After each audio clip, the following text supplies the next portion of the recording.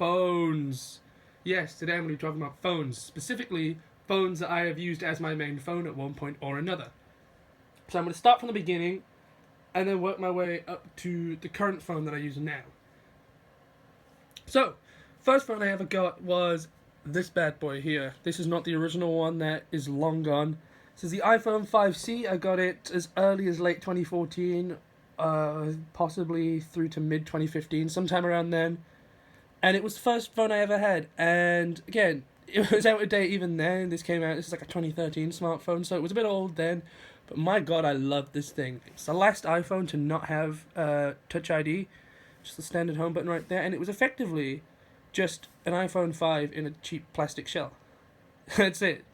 Mine was in much worse condition than this. I actually don't think I had it that long. It's probably the phone I had the shortest. I must have only had it a couple months, because it was destroyed by a third-party phone charger. And yeah, I was absolutely livid, because I was 11 at the time I had this, and so I was a little boo-boo baby, and I was so upset. And that, if you want to have any security, you got to put your passcode in every single time. This is actually on iOS, no SIM card installed. Yes, thanks, Sherlock. Yeah, this is running iOS 10, and it's quite slow. I mean, I'm trying to swipe up there. Nope. Yeah, iOS 10, you see, some apps do work, like YouTube, but to be honest with you, this would be a pretty bad experience to use this in 2023. Okay, the next phone I got, I probably would have got it sometime in late 2015. It was around the time I started secondary school, and that was and I consider this to be the first proper phone I ever had, and that is the iPhone 5S. And let me tell you, it was so much better than the 5C. I mean, just just straight away, right out the box, it just, oh, she's beautiful, isn't she? Of course, you got the Touch ID sensor there under the home button, which was the first iPhone to ever have something like that. Speakers, headphone jack, of course. Got your camera, flash. Just turn her on.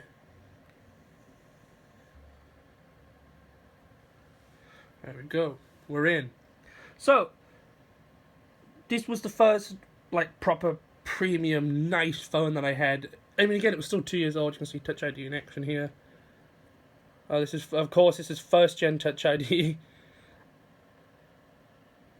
Here she is, look at that. iOS 12, isn't she beautiful?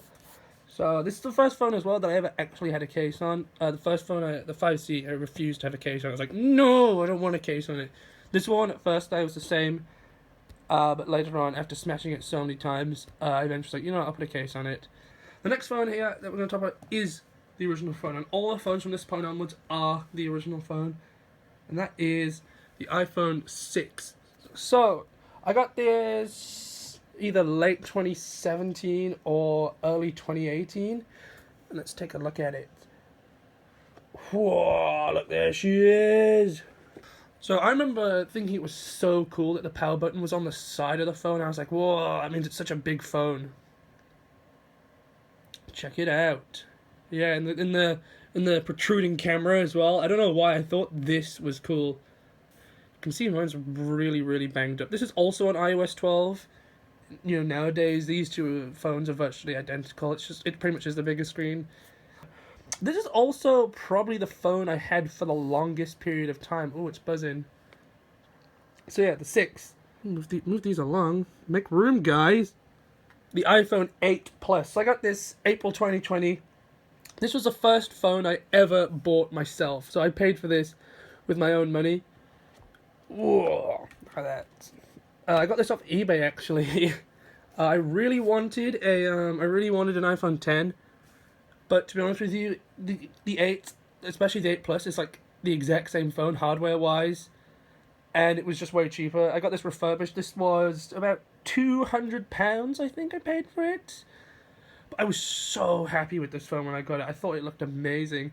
The dual camera, I was like super impressed with like portrait mode and stuff like that. Even though that was old news by the time. This has been like, I think, since 2016. Yeah, it was a great phone. The large screen as well. I loved the large screen. Oh, it's already on. Look at that. Absolutely loved it.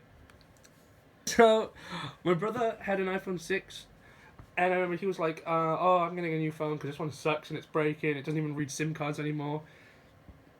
And I was like, well, do you know what? If he's getting a new phone, I want one too.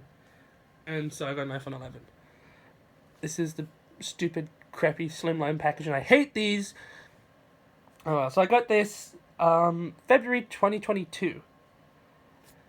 And again, I paid for it myself with my own money. I got the black one because I'm boring. I was just blown away when I got it by Face ID, night mode for pictures, the screen. Look at it. Wow, it's like a full screen. There's practically no bezels.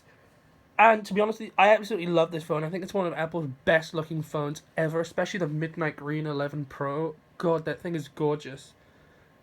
But yeah, despite the fact that this is like one of the phones I recommend buying the most in terms of iPhones, I only used this as my phone for 9 months.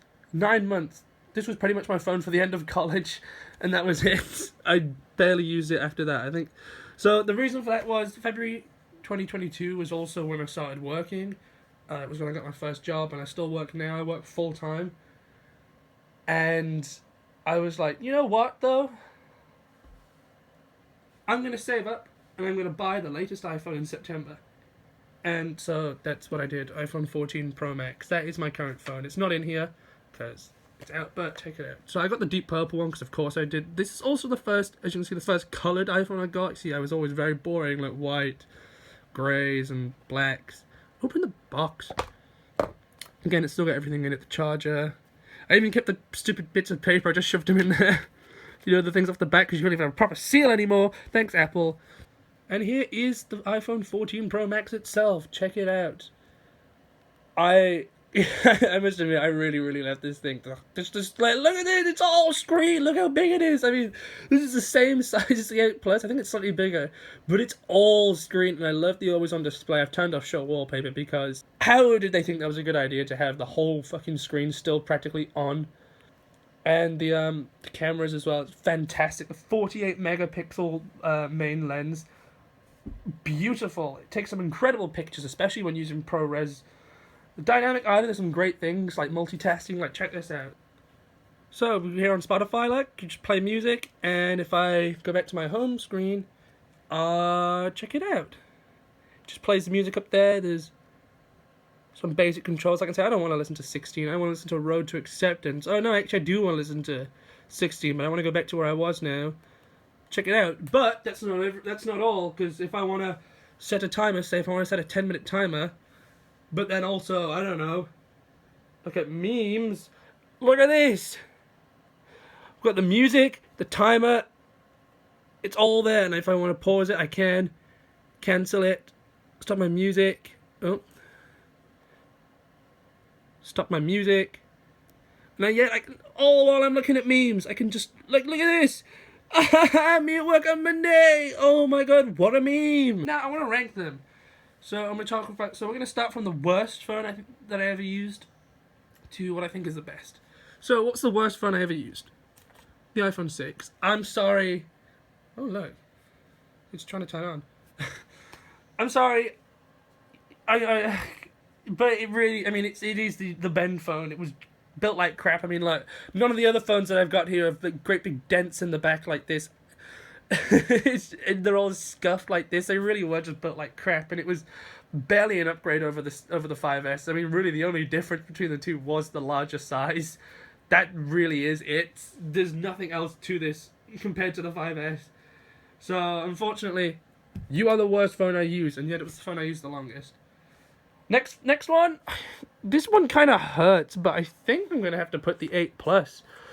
Because as much as I absolutely love this phone... Look at that background.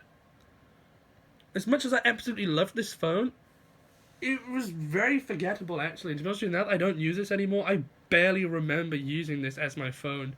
It really just wasn't a memorable experience at all. As much as it was a fantastic phone to use at the time. Maybe it was partially because of the fact that I was kind of disappointed because I really wanted an iPhone 10. And of course, it's also very big and bulky with the large bezels. What about next? Well, this next one's already in place. 5C. Yes, I know it's crazy to put this phone that high up, but I mean, it was the first phone I ever had, and at the time I had it, I absolutely loved it. I thought like this was the best thing ever at the time. Next one, also in its correct position, the 5S. I thought this was so much better than the 5C, and also there's a lot of memories I have it. Like I remember staying up all night before school, which was a stupid thing. Never do that. I did that so much. Those were the days. And it was just built way better than both the 5C and 6. So it's got that going for it as well. Close that. Turn off. Don't die on me now. Okay, the next one.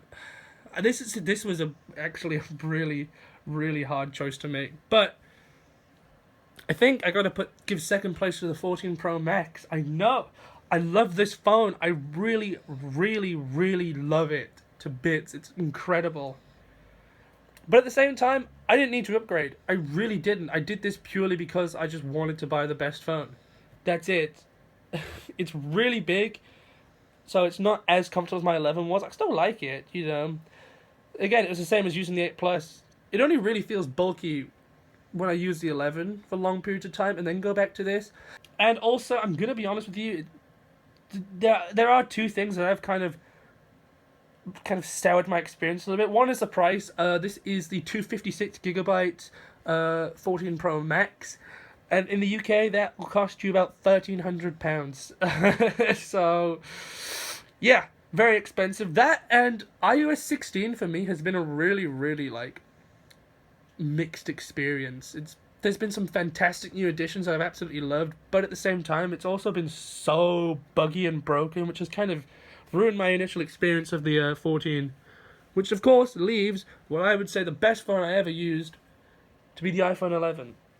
It was priced well. It was about £600 when I paid for it. Best size phone I've ever used. It's so comfortable in the hand. It just feels right. This feels like the best size for a phone. It's just incredible.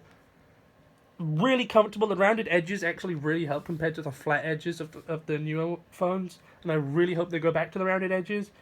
And it's still a fantastic phone. I think now you can get them new still from some carriers. I think they're about £430. And for that price, absolutely worth it. Really is. And it's probably the most noticeable upgrade I've had going from one phone to the next. Seriously, going from this to this was such an upgrade. It really was. And so that's why I still think that the iPhone 11 is probably the best phone I've ever used. Anyway, I hope you enjoyed this video. I've got to now edit it so it's not shit and hope that it turns out even somewhat decently. We'll see. Anyway, thanks for watching. Bye.